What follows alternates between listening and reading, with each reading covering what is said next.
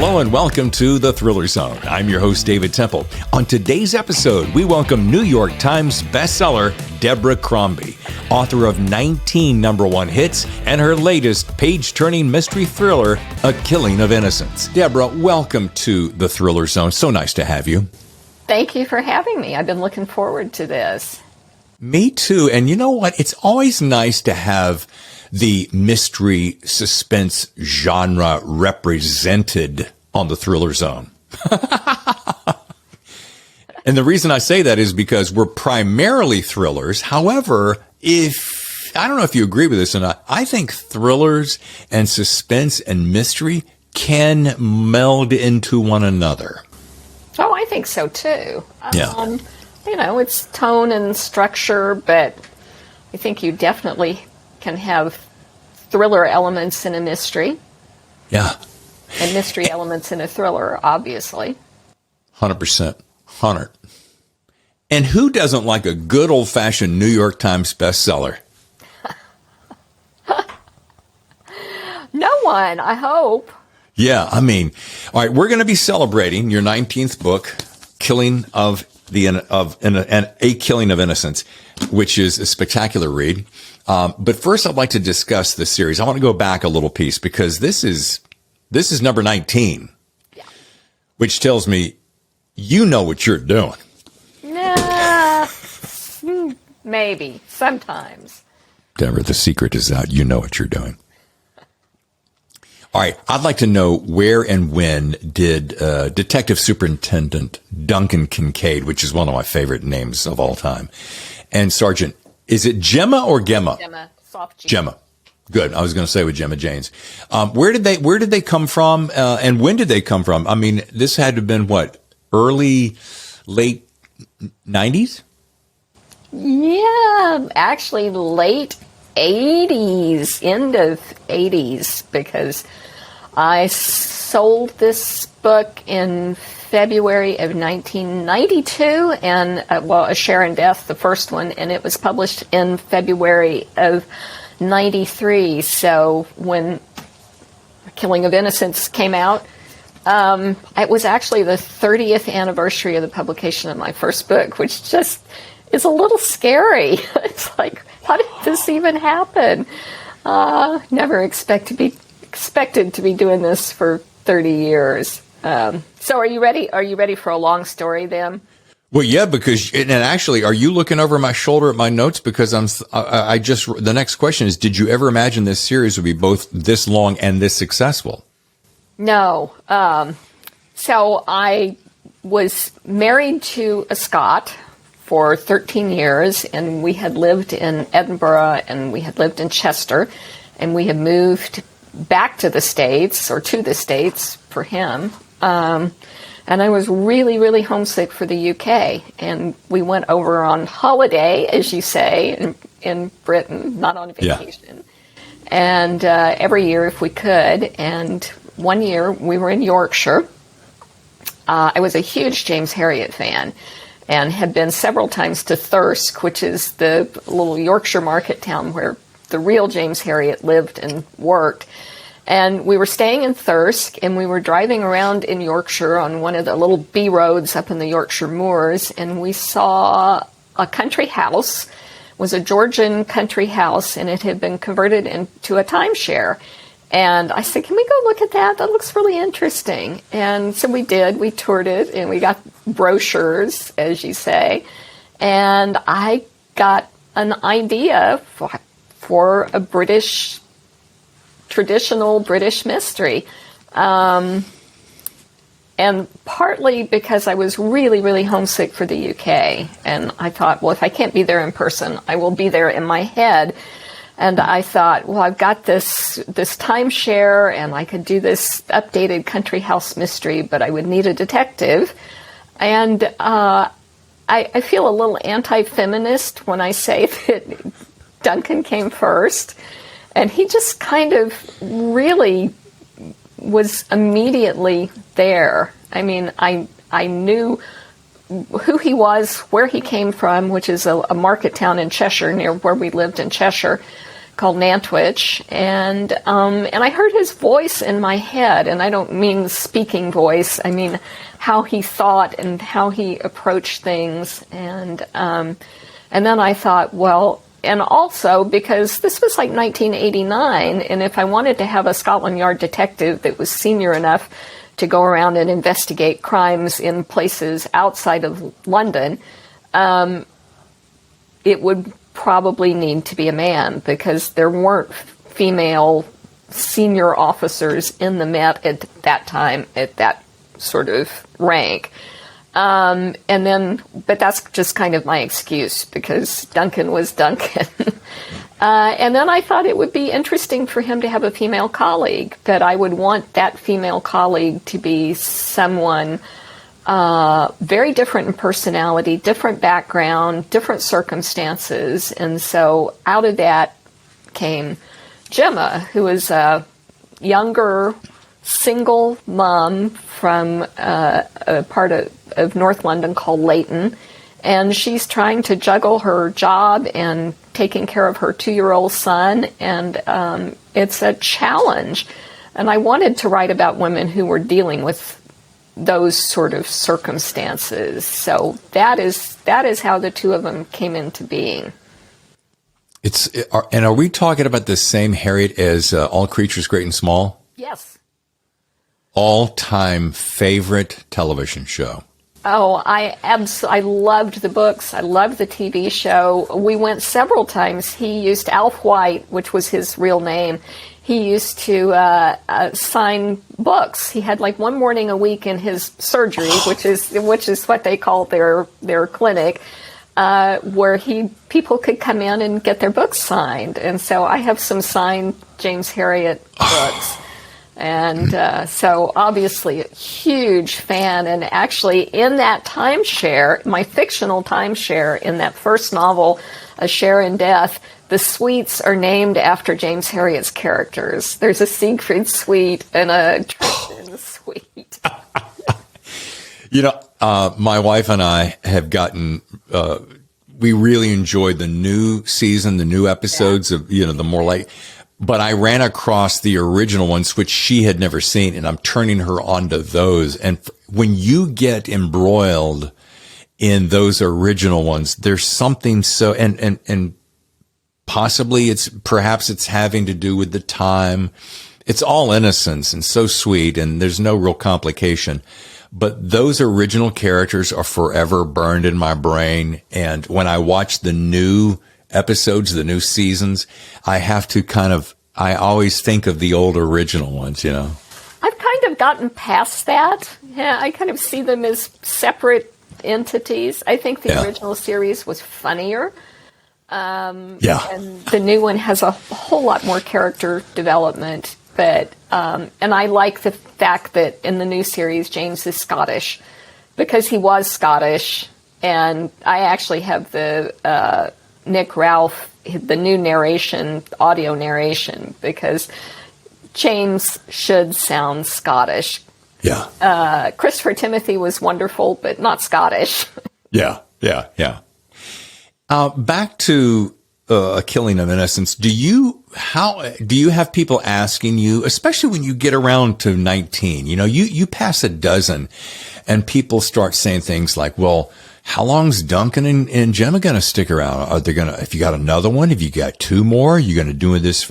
You going to retire with these? Or, do you get a lot of that? Eek. I do. And, questions I can't answer, don't want to answer. Well, I do actually. I am working on book 20. I have another book on this contract, and then hope, knock wood, there will be more, because I'm certainly not tired of them.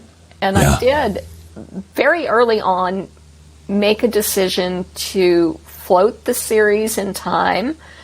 I was a big P.D. James fan, and so I thought about this, that in the Dalgleish novels, every book is current, and the characters age some, but they don't age in real time. Yeah. Because you have to adopt some sort of convention if you want to write a series. Although I had no idea that it would be such a long-running series, but I didn't want to end up like Ian Rankin with had to retire Rebus because he aged out of the series, and I didn't want to be like Sue Grafton, where you were sort of stuck in a certain time period. So I chose that sort of floating outside, so that even though I've been writing these books for 30 years, the characters have only aged 5 or 6 years. But every book is current to the time it was written, if that makes sense. And I think it's, why does anybody have a problem with that? You hear people, oh, but you're not doing it in real time. And I'm like, it's fiction. Okay, let's start there. Yeah. And Deborah gets to make the rules however she wants to. Those are my rules. Yeah, and I think it's erroneous to think, well, these should be aging in real time. Why? If we had the opportunity, we wouldn't do it. No. Yeah. Well, now I really want to slow the time down because of the kids, because I don't want the kids to grow up and be gone. Yeah.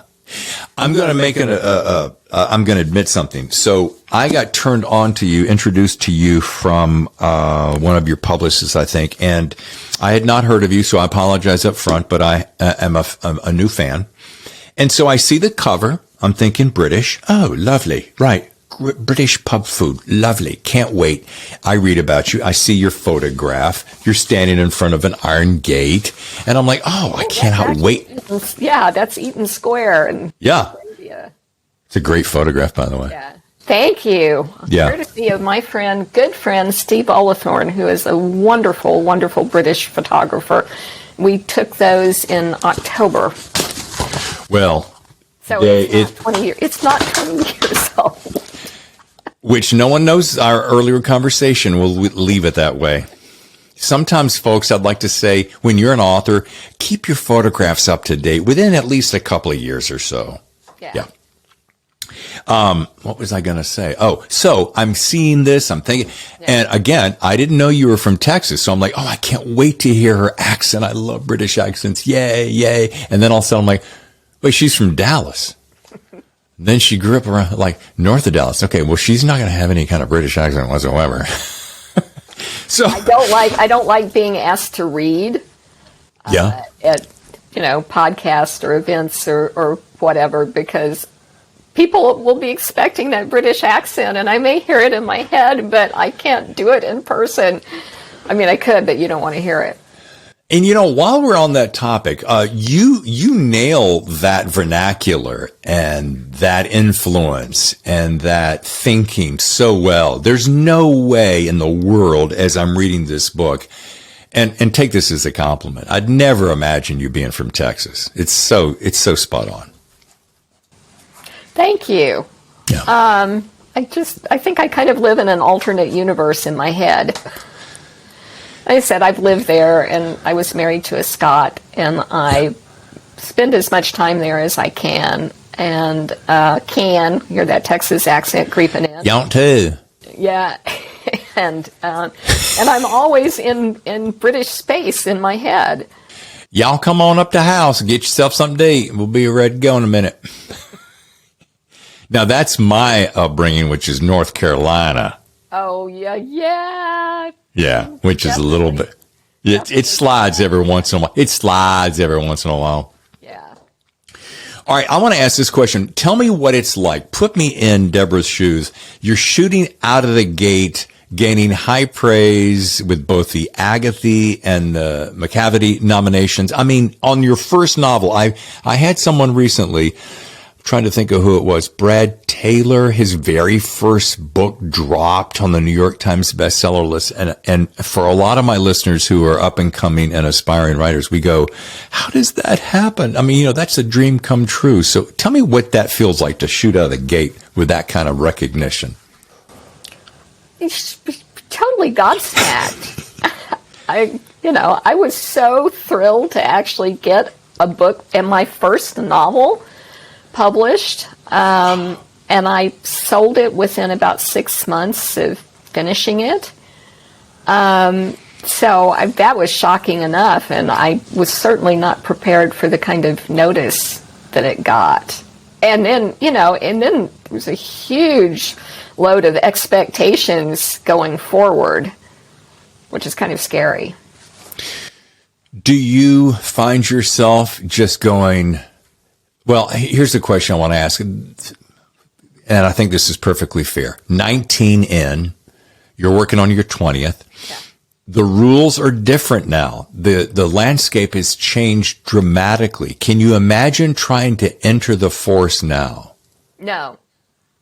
No, I really, and not with the kind of books I write. I was very lucky when I started out. I was bought by a wonderful editor at Charles Scribner named Suzanne Kirk, and she saw that the books had a potential to grow an audience, but they weren't the kind of material that would be instant blockbusters, make into bought for movie rights or TV series. And so she bought 3 books.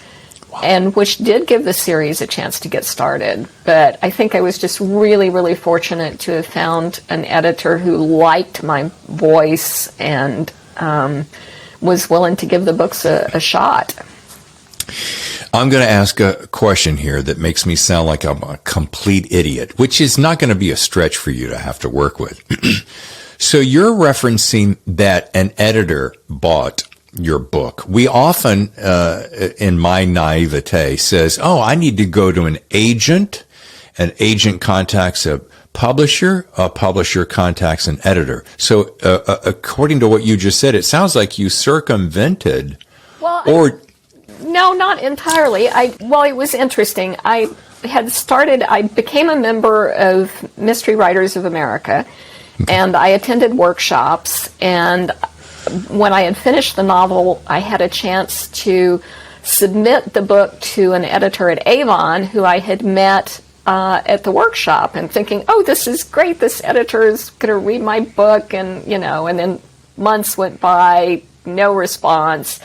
I did another writers' conference. I met another editor from Avon who is now actually a senior vice president at my publisher.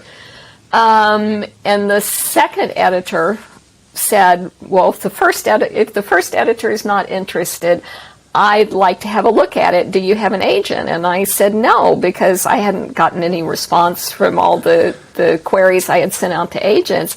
And he said, let me recommend someone. And so he did, and took me about a week to get up the nerve to make this phone call to this very scary literary agent in New York. And I like to joke now that we've been together longer than I've been married to either husband. Brilliant. But she's, but because I had some interest from those editors, she was willing to take me on, and she shopped the book, which is what you say in the business, meaning your agent sends it out to certain editors that they think would be interested. And we had a lot of nice response. But I ended up not with either one of the first editors who had looked at the book, but with Suzanne Kirk at Scribner. So that was how that process worked. Wow. I love it. Yeah, I always love hearing how these stories happen, because, we always wonder, was it right place, right time? Was it luck? Was it massive talent? Was it a combination of all of them? Was it somebody they knew?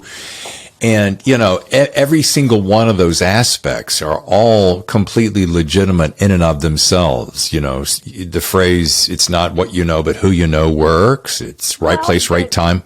But you have to make the effort to have people that you know. I mean, if I hadn't been willing to join organizations and get out and go to those workshops and submit things for editors or agents to look at, I wouldn't have had the connections to sell the book.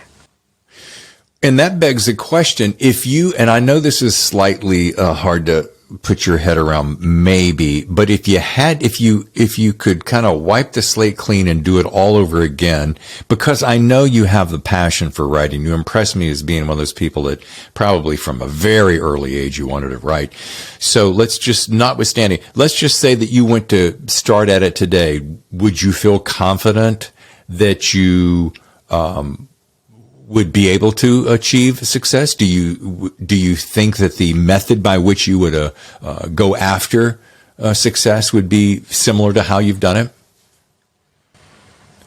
I don't know. That's an interesting question. I mean, the landscape has changed with social media, and so the vehicles might be slightly different as far as, maybe joining Facebook groups but I still don't think you can beat the in-person, the joining your local MWA or Sisters in Crime chapters, or going to conferences, going to workshops, putting yourself in a position where you actually meet editors and agents. And the more people you know, the better.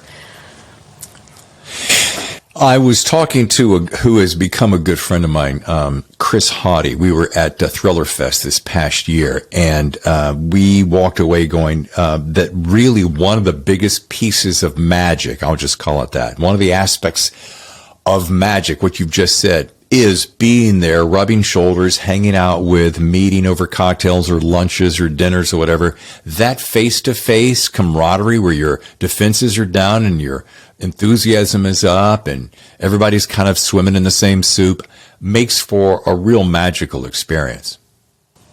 Yeah, and those connections, I am still friends with people I met in like the first conferences that I ever went to, and those connections can make they not only can make a big difference in your career, but they just make a big difference in your life as a writer. To have that camaraderie and that support from other people in the business, because we sit at home and glued to our keyboards and staring at the screen all day, most of it. So you really need that social support. I'm going to take a little detour because I told you straight up, right up front, that I was going to do this. You're going to think to yourself, what does this have to do with writing, David? But I know that I have a feeling you write a good amount at home. You still living in McKinney, Texas, right? I do. Okay, so I did a little bit of stalking on you. I mean, looking, admiring. Maybe that's a better word. And I see that you live in a 1905 Texas craftsman bungalow. Now, I'm an architect design nerd, and I love that bungalow look. And you put all the photographs up there. I'm assuming it was an Instagram feed, so I felt perfectly fine peeking in through your back window. And that is a lovely home, and the grounds just gorgeous. Oh, I'm looking at my garden right now and just thinking, oh, spring has sprung into so much work.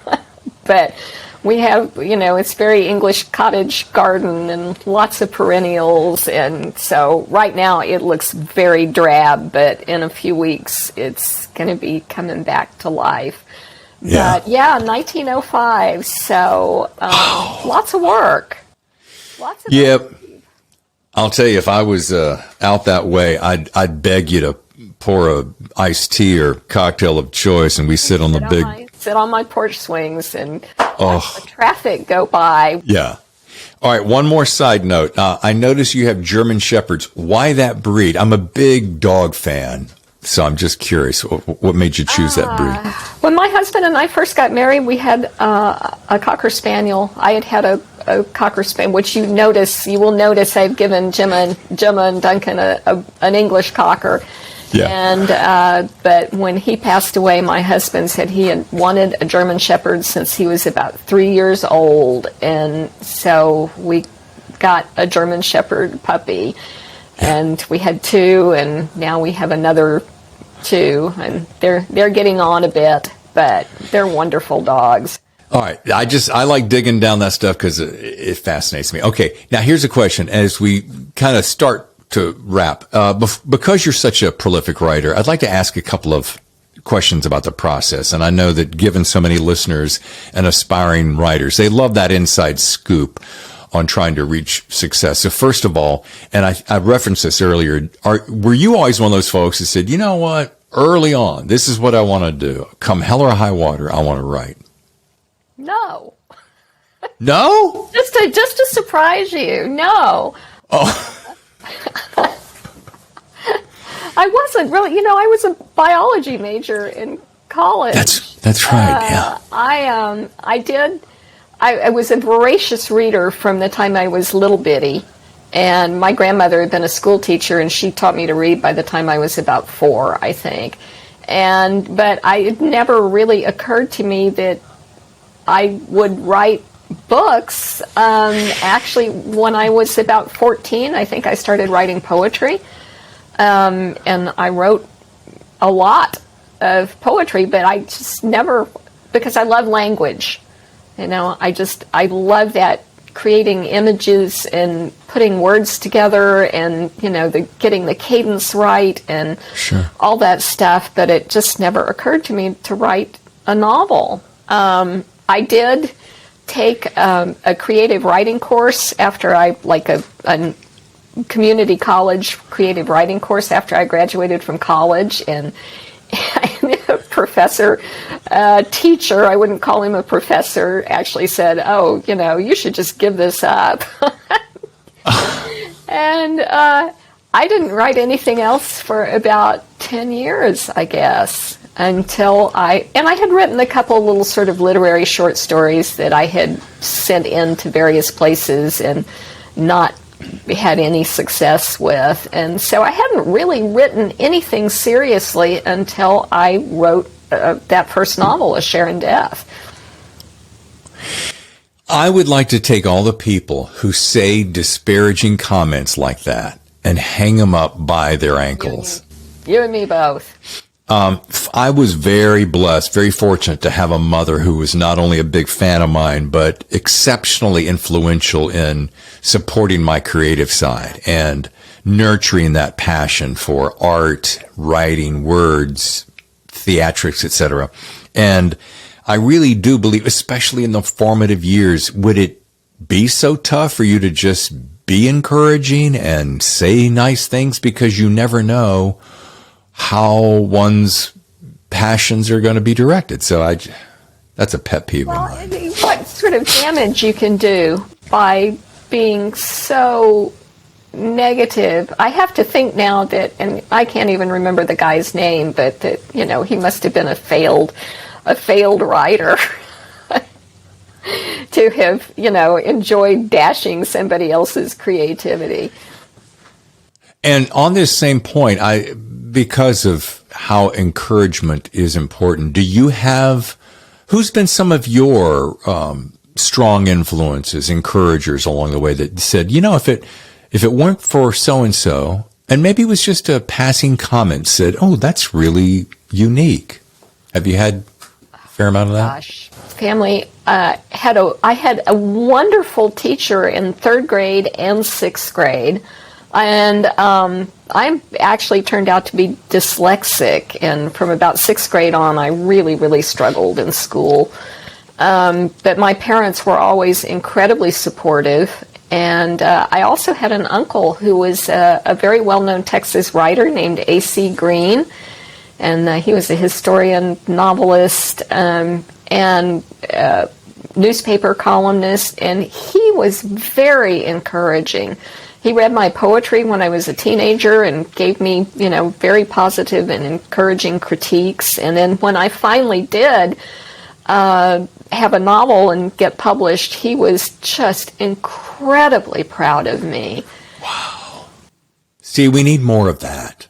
Yeah. As we get ready to wrap, I do this fun little game I'd love to do with you, because you strike me as being somebody who will play along with me. And trust me, it's called Rapid Fire Questions, and it is not Jeopardy, so don't sweat your palms. It's so easy. You want to play? Sure. Easy peasy. Number 1, preferred method, keyboard or pen and paper? Bit of both. Of course you're going to say that, Deborah. No. What is your best one? Where are you most prolific? Oh, keyboard. Okay, speed, yeah. Yeah. Your handwriting is bad as I mine? like journals and fountain pens and all that jazz. Oh, wait a minute. Let's take a little diversion here. Speaking of which, on your Instagram, I ran across Binu on your Instagram, fancy fountain pens. Oh, Show me some of that. I love fountain pens. that would be some of these. Look at that. Yeah, baby. I'm embarrassed by how many of these pens I have now, actually. All right, first of all, you should never be embarrassed for something that is in your... Oh, look at this one. What is... That's one of my favorites there. Ooh, open that thing up. Pull that top off. Let me see the quill. Oh, get it? Yeah. There. Look at that. Yeah. See, that's a lost art, man. That is beautiful. And while I don't have pretty handwriting for all this passion for fountain pens, but these are actually, it's a company called Benu, and it's a little mom and pop company that were out of Moscow. And when Putin declared war on Ukraine, they got out within about 2 weeks. And they are now producing in Armenia, which is just great. All their fans were so worried about them, but they're okay. Well, first of all, good on you. And we're going to include that on our information on our website because I want to support them. Anytime I find local artisans who really are living their passion. So it's Benu Pen.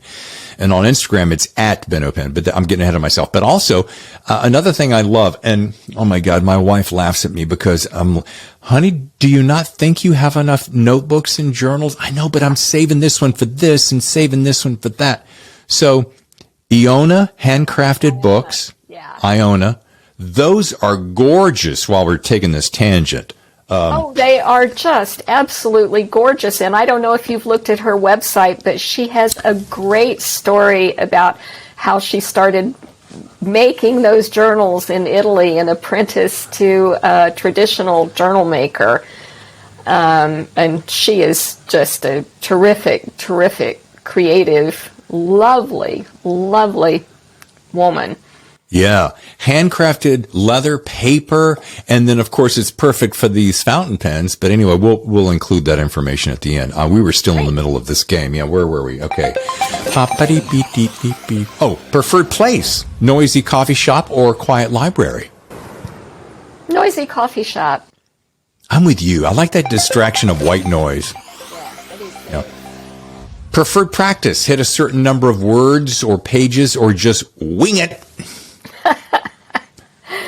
I shoot for a certain number of words a day. I mean, I think I used to count pages, and now I count words. Doesn't make a difference. Yeah, as long as you're doing it. Better to have a goal. Yeah, I'm with you. Well, like my dad used to say, my listeners know this, you aim at nothing, you'll hit it every time, son. Yeah. Nora Roberts famously, I may be misquoting, said, bad pages are better than no pages. Yeah, exactly. All right, number 4, you and your husband are taking a non-working vacay, something you're probably not very familiar with. Are you likely to read something completely different or stay within your genre? I might read something completely different.